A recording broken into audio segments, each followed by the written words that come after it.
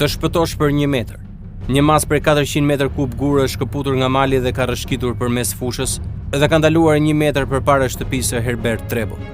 Gjithçka ka ndodhur në 21 janar, rreth orës 8 të darkës, kur vila ishte në mes të një trajektore të një rrëshqitje dheu të fuqishme, që erdhi nga mali dhe si pasojë zaptoi vendin e Termenos Bolzano në Itali.